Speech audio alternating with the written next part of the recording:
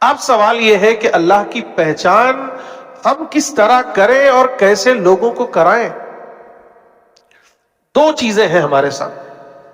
ایک ہے قرآن مجید. قرآن مجید میں جو بہت سی آیتیں ایسی ہیں، بہت سی کیا، میں یہ کہتا ہوں کہ کوئی رکوع آپ کو نہیں ملے گا جس میں اللہ کی معرفت، اللہ کی پہچان اللہ تعالیٰ نے خود ہمارے سامنے نہ کرائی. یعنی قرآن میں جو اللہ کا تعارف ہے وہ خود اللہ کا کرایا ہوا ہے. ایک یہ ہے کہ آپ کوئی اللہ کا تعارف کرائیں، میں کوئی اللہ کا تعارف کراؤں. ایک یہ ہے کہ اللہ تعالیٰ خود اپنا تعارف کرائے. تو آپ بتائیے کہ اس کی شان کیا ہوگی؟ اللہ نے یہ تعارف خود کرایا ہے قرآن مجید میں.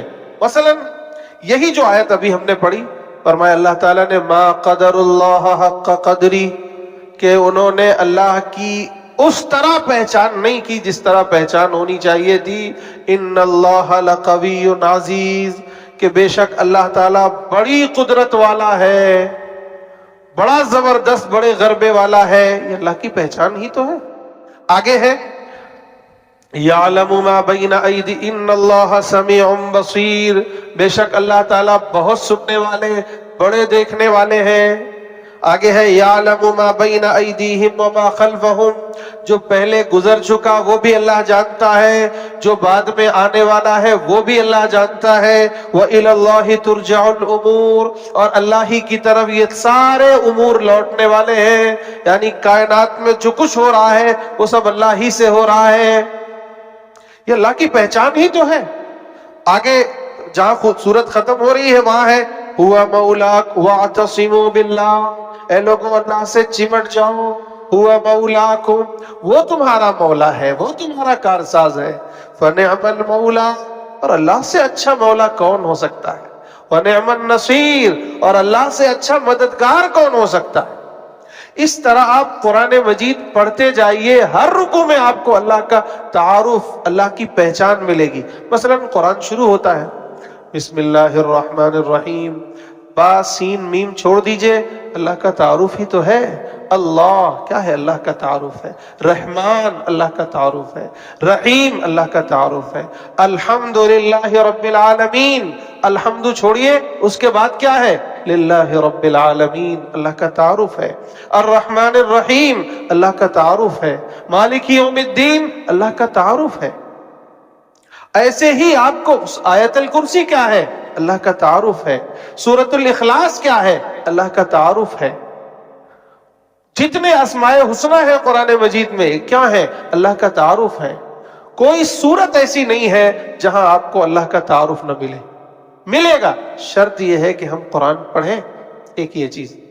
دوسری چیز یہ ہے اللہ کو پہچاننے کا جو اللہ تعالیٰ نے خود قرآن میں بار بار بیان کیا ہے، وہ یہ ہے کہ یہ جو کائنات ہے یہ اللہ کی مخلوق ہے، اللہ کی کریشنز ہیں، یہ اللہ کی بنائی ہوئی چیزیں ہیں.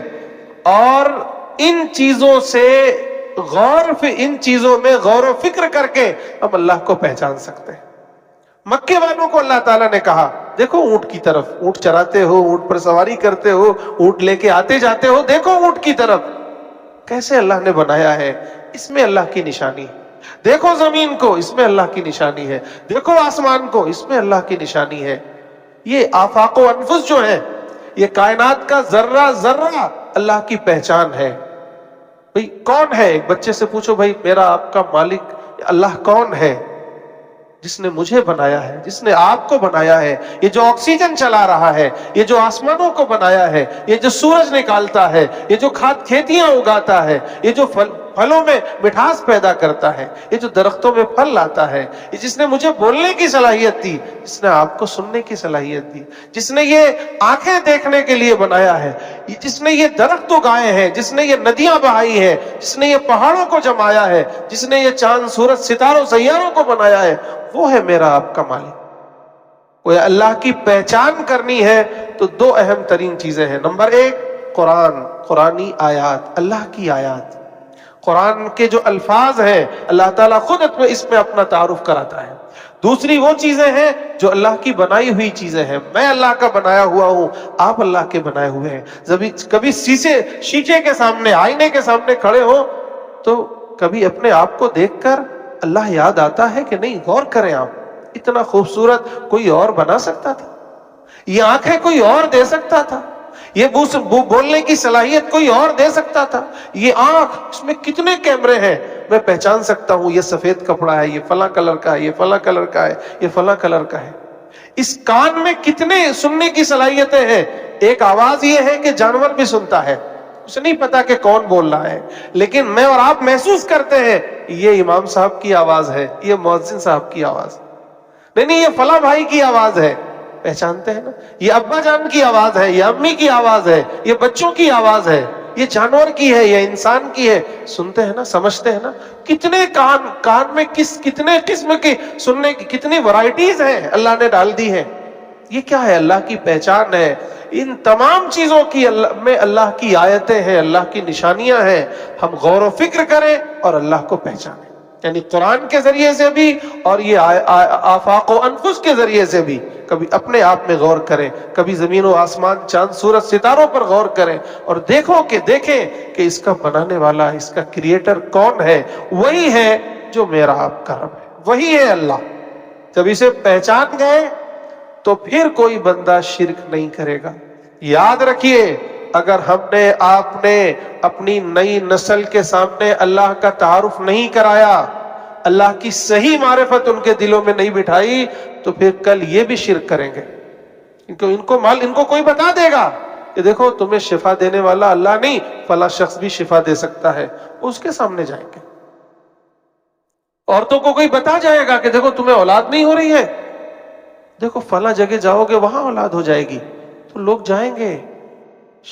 اس سے یہ مرحلہ آئے، اور تقریباً یہ مرحلہ آ چکا ہے میرے بھائیوں، یہ مرحلہ آئے، اس سے پہلے ضرورت اس بات کی ہے کہ ہم اور آپ اللہ کا تعارف کرائیں۔ مختصر یہ میرے بھائیوں کہ اس آیت میں اللہ تعالیٰ نے دو باتیں ہمارے سامنے رکھی ہیں۔ نمبر ایک، جتنے بھی معبودان باطلہ ہیں، یعنی اللہ کو چھوڑ کر لوگ جن کی بھی عبادت کرتے ہیں، ان کی حقیقت کیا ہے؟ ان کی حقیقت تو بس اتنی ہے کہ وہ ایک مکھی بھی پیدا نہیں کر سکتے، ایک قطمیر کے بھی مالک نہیں ہے، اور لیکن اللہ کی شان یہ ہے کہ اس نے اس پورے کائنات کو وجود بخشا ہے، کائنات کا ذرہ ذرہ اس کا محتاج ہے، وہ کسی کا محتاج نہیں ہے۔ یہ ہے میرا رب، آپ کا رب، اس پوری کائنات کا خالق۔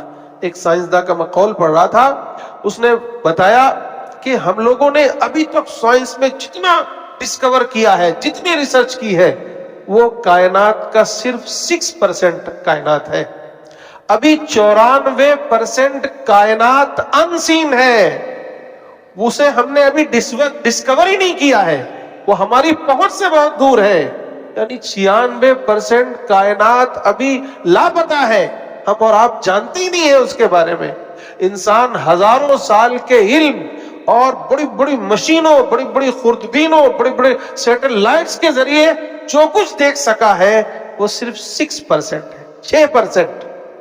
اب بتائیے اس رب کی شان کیا ہوگی جس نے اتنی بڑی کائنات بنا دی؟